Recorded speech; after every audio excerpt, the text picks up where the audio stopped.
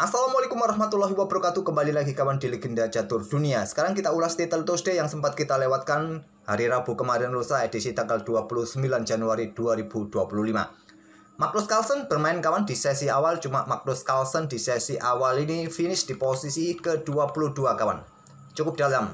Magnus Carlsen sempat 2 kali kalah ya. Pemenang di sesi awal ini adalah Alireza Firosa dengan 10,5 poin. Nyaris sempurna kawan. Hanya remis pada game ke-9 menghadapi runner-up International Master Almas Rahmatulaev.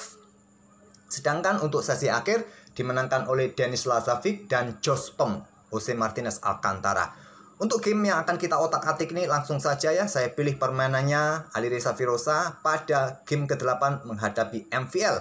Saat Alireza Firosa ini menghajar MVL dalam pembukaan Sicilian Defense variasi Night Dive kawan, yang merupakan variasi kesukaan Maxim saat bermain dengan Sicilian Defense. Oke, langsung saja Alireza putih. Pion E4, pion C5, kuda F3, pion D6, pion D4, pukul ambil balik, kuda F6, kuda C3, dan Sicilian Night Dive, pion A6. Gajah D3, bukan jalur utama. Gajah G5, gajah E3 tentu sudah sangat sering saya tunjukkan ya. Gajah terang ke E2, ke C4, memilih gajah D3. Fianchetto dimainkan oleh Maxim, pion G6. Nah, konstruksi permainan mirip dengan permainan naga kawan, Sicilian naga. Oleh karena itu pion F3 dimainkan untuk percepat serangan badai pion sisi kanan, sisi raja. Dan juga kontrol petak G4 dari aktivitas para perwira hitam. Menteri keluar ke petak B6, mencoba menekan kuda kawan dan menekan petak B2. Di sini pion A3 untuk menambah kontrol kawan petak B4 dan membuat jebakan kecil. Kalau ditangkap kuda ini gajah ke petak B5 skak, kalian bisa kehilangan menteri. Gajah G7 melanjutkan pengembangan, persiapan rokade, dan gajah E3 persiapan discover attack kawan. Mau kemana kuda ini? Persiapan discover tentu ke petak F5 ya, untuk menjaga gajah sekaligus menyerang gajah yang di petak G7. Dan juga membuat jebakan kecil kawan, pion racun.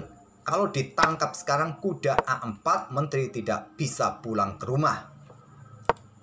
Jadi mundur saja ke petak C7 dan Alireza menteri naik ke petak D2 bersama gajah kawan. Rokade panjang persiapan juga. Rokade pendek dan Alireza sedikit menunda rokade. Dia meluncurkan serangan sisi raja dengan pion H4. Pion E5 atau mengembangkan kuda C6, langkah kuatnya kawan. Kalau ada pion E5 mungkin kuda ini lompat mundur. Kuda D lompat ke E2. Kalian bisa lanjutkan pengembangan gajah terang sekarang. Mungkin putih akan rokade. Tapi dengan pion H5 memberikan kesempatan Alireza dorong lagi pionnya. Pion G4 kali ini. Kuda C6 dan sudah saatnya rokade kawan. Mungkin nanti terjadi jual beli kuda, ya diambil balik menggunakan gajah. Mungkin pion E5 akan didorong oleh hitam dan seterusnya. Tapi memilih dorong maju pion G5, ancam kuda. Kuda mundur ke D7 dan di sini kuda ke D5, ancam menteri kawan sebelum menyelamatkan saudaranya di petak D4 ini. Tempo ancam menteri, menteri mundur. Nah, gajah tarik mundur ke E2. Buka jalan bagi menteri menjaga kuda D4. Maxim melanjutkan dengan pion E6 usir kuda kembali mundur ke C3. Dan di sini kuda B6 yang kuat menurut engine. Tapi memilih dengan langkah kuda D ke E5. Mau kemana kawan? Apakah menarget menteri gajah? Ya masih ada gajah terang. Tidak mungkin. Apakah provokasi pion F4? Nah, memang sudah saatnya pion F4 ini. Sudah saatnya didorong. Pion F4, mungkin kuda pukul kuda D4 di sini. Ambil balik. Nah, kuda lompat ke C6. Tapi Alireza memilih amankan raja, rokade panjang. Kuda A5 sudah saatnya dimainkan oleh Maxim.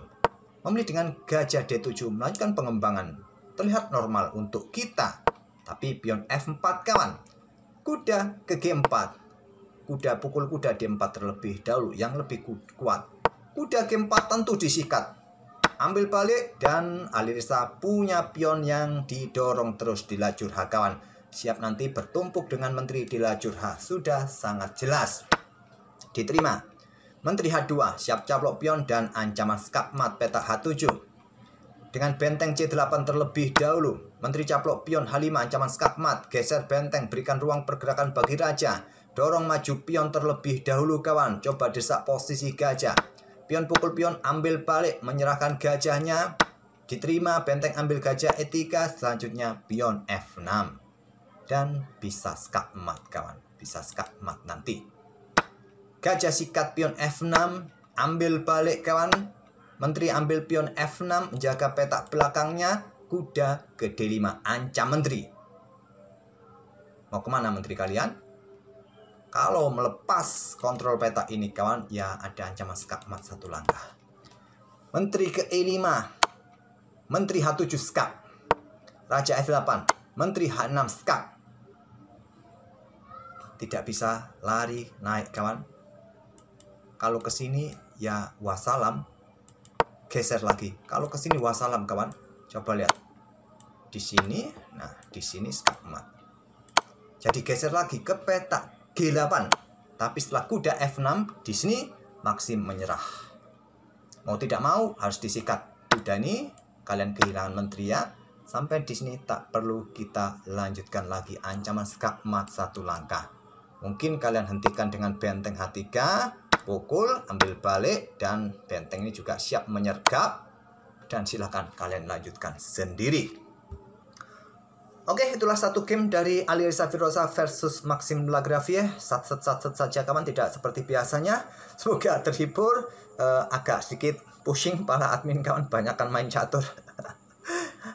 Oke, besok kita coba carikan game yang lain dari game-game admin ya. Khususnya yang kalah, mungkin cari yang kalah ya. Mengenaskan kawan. Oke, kita akan bertemu di video-video berikutnya. Terima kasih. Wassalamualaikum warahmatullahi wabarakatuh.